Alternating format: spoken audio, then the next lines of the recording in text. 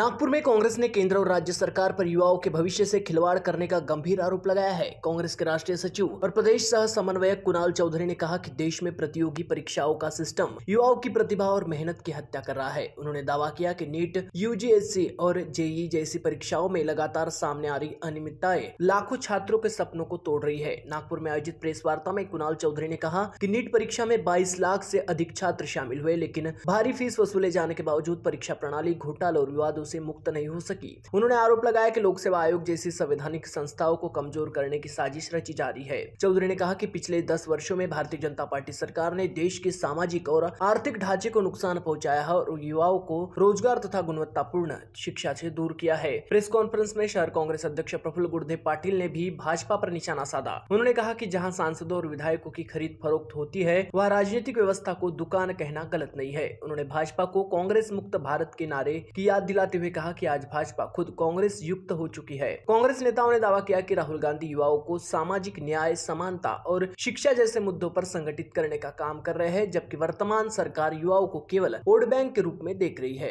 इसी क्रम में कांग्रेस 27 जून से नागपुर की सभी 6 विधानसभा क्षेत्रों में छात्रों की गूंज जन जागरण अभियान शुरू करेगी। इस अभियान के तहत प्रतिदिन 2 कार्यक्रम आयोजित किए जाएंगे, जिसमें राहुल गांधी और कोटा के छात्रों के बीच हुई चर्चा का 45 मिनट का वीडियो दिखाया जाएगा और युवाओं के साथ संवाद भी किया जाएगा। यह जानकारी भी इस वक्त दी गई। आयुष, हमारे मित्र पार्षद अतुल कोटेजा जी, संजय सिंगलकर जी, हमारे महासचिव महाराष्ट्र के, माजी प्रदेशाध्यक्ष युवक कांग्रेस के कुणाल राहुल जी और समस्त कांग्रेस के नेतागण, पदाधिकारीगण यहाँ उपस्थित हैं। आप जानते हो जिस तरह से राहुल जी ने एसएमसी का छात्रों का मुद्दा उठाया, उम्मीद हो गई है और 14 आत्महत्याओं के बाद भी इस देश के बेशरम शिक्षा मंत्री धर्मेंद्र प्रधान आज की सत्ता में है। इसका श्रेय चौथी बार देश के प्रधानमंत्री को जाता है। इसी विषय पर आपसे रूबरू होंगे। ज़्यादा समय लेते हुए कुणाल जी को विनती करता हूँ कि वो पत्र परिषद को संबोधित करें। माइक ले लो। हेलो।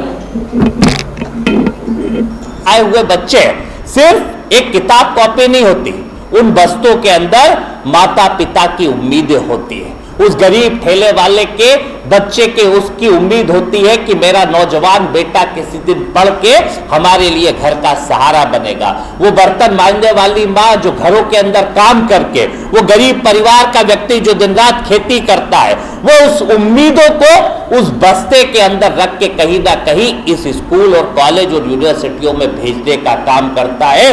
और जिस उम्मीद से वो अपने परिवार के बच्चों के लिए अपना पेट काट के बेचता है, पर जो वर्तमान सरकारें हैं और जिस तरीके से वो कहीं ना कहीं पेपर लीक करवाती है, जिस तरीके से परीक्षाओं को रद्द करती हैं, जिस तरीके से समय पर परीक्षाएं नहीं करवाती है, वो कहीं ना कहीं उन उम्मीदों को तोड़ती है, उन भरोसे को तोड़ती है। और सत्ता के लिए आज कोई नौजवान के हक और अधिकार और उनके भविष्य का कत्लेआम करना कहीं ना कहीं उनके अधिकारों को कत्ल करने का काम करती है और साथ में उन परिवारों के सपनों का कत्ल करने का काम करती है। अभी हम बात करेंगे सबसे पहले नीट एग्जाम की। जिस नीट एग्जाम के अंतर्गत लगभग 22 लाख छात्रों ने कहीं ना कहीं एग्जाम फॉर्म भरने का काम करा। राहुल जी ने उस दिन स्पष्ट बात करी, उन नौजवानों से चर्चा करी। वो 3000 कोटा के नौजवानों से चर्चा करके बात करी तो सीधे तौर पे आया कि 1,32,000 करोड़ रुपए जिस फॉर्म से लिए गए और 1 साल का देश का शिक्षा का बजट सिर्फ 1.27 लाख, 127 लाख करोड़ का बजट होता है, 1.27 लाख करोड़ का, और 132 लाख करोड़ एक फॉर्म से इकट्ठे होते हैं। ये फॉर्म के पैसे माँ बाप अपने पेट को काट के देने का काम करते हैं, कई खाना कम खा के करने का काम करते हैं, दिन रात 2 टाइम की मजदूरी करने का काम करते हैं। उन गरीब परिवारों से सिर्फ एग्जाम फॉर्म भरवा के उन गरीब परिवारों के जो सपने होते हैं उनका कत्ल करने का काम करते हुए उनसे अपनी अपनी सरकारें चलाने का काम करते हैं। मतलब मैं महाराष्ट्र के एंगल में दूंगा आपको कि एक एक्सप्रेसवे बनता है, इसकी कीमत होती है 55,000 करोड़ रुपए, जिसमें 20-25 हजार करोड़ तो कम से कम इन्होंने घोटाला करने का काम करा होगा। पर उन नौजवानों से जो पैसा इकट्ठा करा एक दिन के अंदर, एक दिन की परीक्षा के लिए 132 लाख करोड़ रुपए करने का काम करा। लगभग 2.5 से 3 एक्सप्रेस वे अगर आप बिगड़ भ्रष्टाचार के बनाओगे तो 5, 7, 8 एक्सप्रेस वे बन जाए। इतना पैसा उन नौजवानों से लेने का काम किया। उस पिता के ऊपर क्या बीतती होगी जिन बच्चों ने आत्महत्या करी, उस माता के ऊपर क्या बीतती होगी जिनके परिवार के बच्चों ने दिन रात मेहनत करी, माँ बाप ने दिन रात मजदूरी करने का काम करा, और जब उनके हक और अधिकार का दिन आया तो पता पड़ा कि पेपर लीक हो चुका होता है। उन भावनाओं को समझे। और इस बात से मैं आपसे इसलिए कह रहा हूं कि ये इससे हम और आप अछूते कोई भी नहीं है, सिर्फ गरीब परिवार नहीं, यहाँ पे बैठे हर परिवार का बच्चों का ये सवाल है। और एक कहावत भी है इसके लिए कि जलते घर को देखने वालों, जलते घर को देखने वालों, फूस का छप्पर आपका है, आपके पीछे तेज हवा है, आगे मुकद्दर आपका है। उसके कत्ल पर मैं भी चुप था, मेरे कत्ल पर तुम भी चुप हो, आगे नंबर आपका है, आगे नंबर आपका है। ये हर घर परिवार के नंबर आ चुके हैं, हर घर परिवार के नौजवानों के फर्क आ चुके हैं। और फर्क किसे पड़ता है? इस सत्ता में बैठे लोगों को फर्क नहीं पड़ता। फर्क किसे पड़ता है?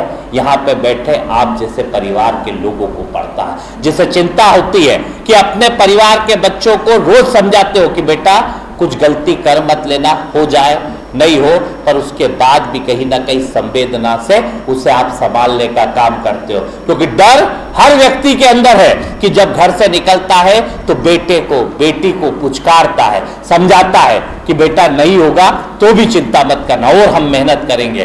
पर उसकी मेहनत के अंदर कोई कमी नहीं है। अगर कमी है तो इस सरकारी भ्रष्ट तंत्र के अंदर है, जो कहीं ना कहीं योग्यताओं का बेरहम कत्ल और पढ़ने वालों का सामूहिक नरसंहार करेगी। बड़ी स्पष्टता के साथ माननीय राहुल गांधी जी ने बताया कि यूपीएससी, नीट, जेई और जो राज्य लोक सेवाओं की परीक्षाएं होती है, इन 5 लोक सेवाओं से लगभग 3.5 लाख करोड़ के फॉर्म एक बार में बच्चों से भरवाए जाते हैं। और उन फॉर्मों से लगभग 5 बड़े मंत्रालय, शिक्षा, स्वास्थ्य, श्रम, विज्ञान, महिला और बाल विकास जैसे मंत्रालयों का जो खर्चा है वो उनसे निकाला जाता है। और उन मंत्रालयों में कितना भ्रष्टाचार करा जाता है ये आपसे ज्यादा कोई नहीं जानता। तो इस बात के लिए इस देश के अंदर कांग्रेस पार्टी ने माननीय राहुल गांधी जी के नेतृत्व में, माननीय खड़गे साहब के नेतृत्व में, महाराष्ट्र प्रदेश कांग्रेस कमेटी, महाराष्ट्र के अंदर महाराष्ट्र प्रदेश कांग्रेस कमेटी के अध्यक्ष जी के नेतृत्व में, और कहीं ना कहीं नागपुर जिला कांग्रेस कमेटी के अंदर हम बैठे हैं। और ये नागपुर के लिए आयोजित होने वाली प्रेस कॉन्फ्रेंस पे नागपुर के जिला अध्यक्ष जी के नेतृत्व में पूरी ताकत से छात्रों की गूंज का एक आयोजन करने का काम करेंगे, और जिसमें कहीं ना कहीं कुछ सवाल इस देश के एजुकेशन सिस्टम से पूछने का काम करेंगे कि लगभग 1 लाख स्कूल आपने क्यों बंद करे, क्योंकि इस प्रदेश की या देश की आप स्थितियों को समझना। आरएसएस एक कहीं ना कहीं उस वैचारिक लड़ाई के ऊपर ले जाना चाहती है कि कहीं ना कहीं दूसरा विचार, जो लोगों को शिक्षा देने का विचार होता है, जो लोगों को सवाल उठाने का अधिकार होता है, उस सवाल उठाने के अधिकार को कैसे खत्म करा जाए, क्योंकि एक बड़ी साजिश इस देश के अंदर चल रही है कि कैसे उस संवाद की स्थिति को, जहां कहीं ना कहीं नौजवान अपने अधिकारों की बात करते हैं, उन्हें कत्ल करवाने का काम करे। देश के अंदर जो इतने भी विश्वविद्यालय हैं उसके अंदर आरएसएस से बैठे कहीं ना कहीं कुलपतियों को बिठाने का काम करा जा रहा है। 90,000 1 लाख के करीब 10 साल के अंदर स्कूलों को बंद करा गया है। पिछले 10 साल में जो एजुकेशन का सिस्टम है कि जब पहली में कोई बच्चे एडमिशन लेते हैं, अगर 100 बच्चे एडमिशन लेते हैं तो 12वीं तक की परीक्षा सिर्फ 47% लोग पूरी कर पा रहे हैं, और उस 47 में से 20% लोग ही हायर एजुकेशन कर पा रहे हैं, और उस हायर एजुकेशन के बाद सिर्फ 12% लोग जो कहीं ना कहीं अच्छी जगह पे ऊपर रोजगार और कहीं ना कहीं पे बेहतर शिक्षा के अवसर प्राप्त कर पा रहा है। इस देश के 88% युवा नौजवानों को अवसाद में डालने का काम इस सरकार ने करा है। उसकी रुचि का क्या काम है? उन अवसरों को खत्म करने का काम करा है। क्योंकि राहुल जी ने कहा कि मैंने 4000 किलोमीटर की पदयात्रा करी, मैंने उनके साथ कई जगह देखा कि वो बच्चों के साथ संवाद करते थे, और उज्जैन के अंदर मैं खुद उस संवाद के अंदर मौजूद था। जब राहुल जी के सामने कोई बच्चों ने परफॉर्मेंस करा तो उन बच्चों से उन्होंने संवाद के लिए यकायक बुलाया, तो उन नौजवानों से पूछा तुम क्या बनना चाहते हो? एक ने कहा मुझे डॉक्टर बनना है, एक ने कहा मुझे इंजीनियर बनना है, एक ने कहा मुझे पायलट बनना है, एक ने कहा मुझे वहां पे कहीं ना कहीं पुलिस में जाना है, राइफल चलाना और इसके शूटिंग के काम में करना है। तो राहुल जी ने इसकी जवाबदारी भी मुझे दी थी कि सभी लोगों को, जिसको पायलट बनना था उसे हेलीकॉप्टर में घुमाया, उसको दिखवाया कि आपकी ये रुचि का काम है कि नहीं है, जिसको डॉक्टर बनना था उसे ऑपरेशन दिखवाए। ये राहुल जी के संवाद का तरीका है कि वो नौजवानों से संवाद स्थापित करते हैं, वो उनके दिल की बात सुनते हैं, उनके दिल की बात सुन के इस हिंदुस्तान के नौजवानों के अधिकारों को कहीं ना कहीं उन्हें साकार करने का काम करते हैं। और जिस तरीके से इस प्रदेश और देश के अंदर कहीं ना कहीं संस्थाओं के ऊपर कब्जा करा जा रहा है, जो हमारे विश्वविद्यालय है उनकी स्वायत्ता को खत्म करा जा रहा है, फंडिंग के अंदर जो कटौती करी जा रही है, हमारी पूरी तरीके से व्यवस्था जो है प्रशासनिक और लापरवाही जो व्यवस्था है उसको कहीं ना कहीं भारतीय जनता पार्टी ताकत के साथ उसे साथ देने का काम कर रही है। और कांग्रेस पार्टी ने निर्णय लिया है कि इस देश के अंदर नौजवानों के हक और अधिकार की बात, उनके साथ खड़े होके उनके हर मुद्दे की बात, हर जिस प्रदेश के अंदर, क्योंकि हर जगह आप देखेंगे कि ये कहीं ना कहीं एक इन्होंने बड़ा सिस्टम कर दिया है कि जो परमानेंट रोजगार थे उसे खत्म करके ठेका पद्धति पे कर दिया। ये इस देश के, क्योंकि यहाँ पे बड़ी वो धरती है, ये जो धरती है बाबा साहब अंबेडकर की कर्म भूमि रही है, ये महात्मा गांधी की भूमि है, साहू फूले अंबेडकर की धरती, जो विनोबा भावे की धरती, तुकडोजी महाराज की धरती, इस धरती पे जो सामाजिक न्याय की बात है और सबसे ज्यादा अगर शोषण इस तरह की व्यवस्था में किसी का होता है, इस देश के शोषित, वंचित, पीड़ित, दलित, आदिवासी, अल्पसंख्यकों का होता है, इस देश के ओबीसी समाज का होता है।